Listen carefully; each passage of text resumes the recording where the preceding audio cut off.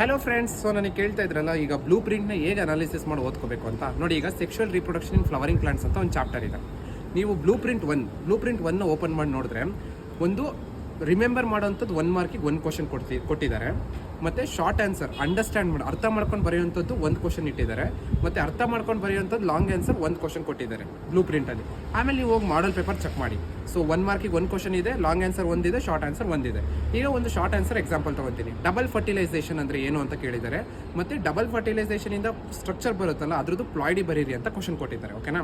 So double fertilisation ಅಂದರೆ ಏನು? Double fertilisation ಅಂದರೆ ಏನು ಗೊತ್ತಾ?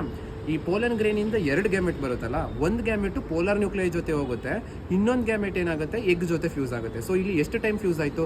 2 ಸರಿ ಫ್ಯೂಸ್ ಆಯಿತು ಅಲ್ವಾ? ಮೇಲ್ ಗ್ಯಾಮೆಟ್ ಒಂದು ಎಗ್ ಜೊತೆ, ಇನ್ನೊಂದು ಪೋಲಾರ್ ನ್ಯೂಕ್ಲಿಯೈ ಜೊತೆ. ಸೊ 2 ಟೈಮ್ಸ್ ಫ್ಯೂಷನ್ ಆಗ್ತಾ ಇರೋ ಕಾರಣದಿಂದ ನಾವು ಇದನ್ನು ಡಬಲ್ ಫರ್ಟಿಲೈಸೇಷನ್ ಅಂತ ಕರಿತೀವಿ. ಸೊ ಈ ಡಬಲ್ ಫರ್ಟಿಲೈಸೇಷನ್ ಎಲ್ಲಾಗುತ್ತೆ? ಎಂಬ್ರಿಯೋ ಸೈಕಲ್ ಆಗುತ್ತೆ. ಸೊ ಈ ಪೋಲಾರ್ ನ್ಯೂಕ್ಲಿಯೈ ಜೊತೆ ಮೇಲ್ ಗ್ಯಾಮೆಟ್ ಫ್ಯೂಸ್ ಆದಾಗ ಏನು ಫಾರ್ಮ್ ಆಗುತ್ತೆ? ಪ್ರೈಮರಿ ಎಂಡೋಸ್ಪರ್ಮ್ ನ್ಯೂಕ್ಲಿಯಸ್, ಕರೆಕ್ಟಾ? PEN ಅಂತ ಕರಿತೀವಿ. ಸೊ ಅದ್ರದ್ದು ಪ್ಲಾಯ್ಡಿ ಏನು?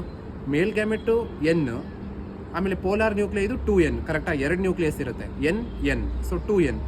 ಮೇಲ್ ಗ್ಯಾಮೆಟ್ 1N, 3 ಸೇರಿದ್ರೆ ಎಷ್ಟಾಯಿತು? 3N ಅಷ್ಟೇ. PEN ಅಂತ ಬರೆದು 3N ಅಂತ ಬರೆದು ಯು ವಿಲ್ ಗೆಟ್ 3 ಮಾರ್ಕ್ಸ್.